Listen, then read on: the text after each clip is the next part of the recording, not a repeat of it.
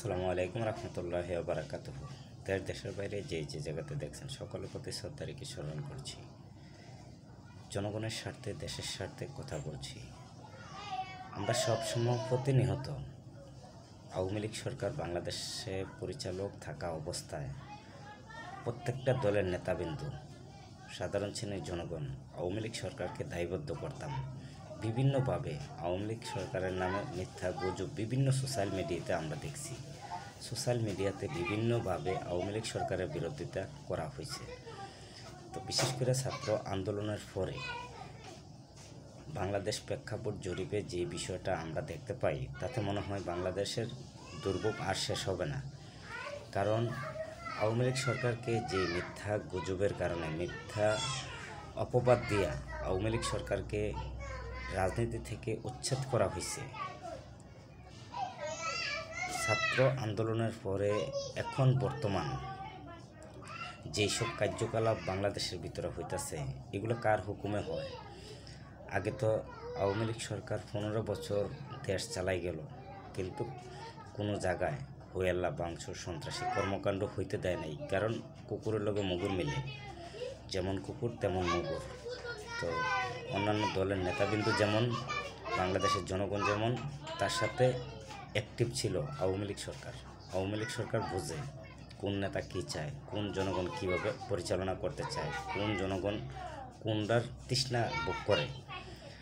তো বিশেষ করে যেহেতু উচ্ছেদ করা হয়েছে, তো আওয়ামী লীগ সরকারের উচ্ছেদ হওয়ার পর ছাত্র আন্দোলনের পরে অন্তর্বর্তী সরকার শপথ গ্রহণ করলো। অন্তর্বর্তী সরকার মোটামুটি 5-6 মাস ধরে দেশ চালাইতেছে। ছাত্র আন্দোলনের পরে প্রত্যেকটা জায়গায় সন্ত্রাসী কর্মকাণ্ড হচ্ছে, প্রত্যেকটা জায়গায় চাঁদাবাজি করা হচ্ছে, প্রত্যেকটা জায়গায় নির্যাতিত হচ্ছে, প্রত্যেকটা জায়গায় খুন খারাপি সন্ত্রাসী অল এভরিথিং অপরাধ হইতেছে বাংলাদেশের ভিতরে। এখন যে কার হুকুমে এগুলা হচ্ছে, এগুলা খতিয়ে বাহির করার দরকার। কারণ যে জরিপ এখন বর্তমানে দেখা যায়, বাংলাদেশের পরিচয় ধরে রাখা খুব কঠিন। বাংলাদেশের পরিচয় ধরে রাখতে হইলে অতি দ্রুত ছাত্র আন্দোলনের পরে কার হুকুমে এত সন্ত্রাসী কর্মকাণ্ড হইতেছে বাংলাদেশের ভিতরে, এগুলো খতিয়ে বাহির করার দরকার। তাইলে আমার মনে হয় বাংলাদেশ টিকানো সম্ভব। আর না হয় বাংলাদেশের যেই প্রেক্ষাপট, যেই পরিস্থিতি, যেই সৃজনশীল আছে বাংলাদেশ, তাতে আমার মনে হয় বাংলাদেশ শুধু ধ্বংসের পথেই যাচ্ছে, ভালো পথে ফিরছে না। কারণ ফিরবে কী করে? দেশের পরিচালক লাগবে, পরিচালক ছাড়া দেশ ফিরানো সম্ভব না। এখন বর্তমান যে জায়গায় যাই এই জায়গায় চাঁদাবাজ, যে জায়গায় যাই এই জায়গায় ডাকাতির ঘটনা, যে জায়গায় যাই এই জায়গায় সন্ত্রাসী কর্মকাণ্ড হচ্ছে, যে জায়গায় যাই এই জায়গায় বিভিন্ন রঙে প্রতারণার শিকার হচ্ছে জনগণ। কেন এগুলো হচ্ছে? কার হুকুমে এখন বর্তমানে হচ্ছে? এত দলের নেতাবিন্দু সবাই না বালা, ছাত্র আন্দোলনের সমন্বয়ক সবাই তো বালা, আওয়ামী লীগ সরকার ভালো না। তো আওয়ামী লীগ সরকারকে উচ্ছেদ করার পর এখন বর্তমান আপনারা ভালো ব্যক্তিরা হইয়া এই বাংলাদেশের জনগণকে নিয়ে রং তামাশা খেলাইতেছেন না। বাংলাদেশের জনগণকে নিয়ে রং তামাশা খেলা থেকে বিরত থাকুন। দেশের স্বার্থে, জনগণের স্বার্থে অতি দ্রুত আপনাদের এই ব্যবস্থা নিতে হবে যে কার হুকুমে এই বাংলাদেশ এত তছনছ হয়ে যেতেছে, কে সে মাস্টার মাইন্ড, তাকে খুঁজে বাইর করতে হবে।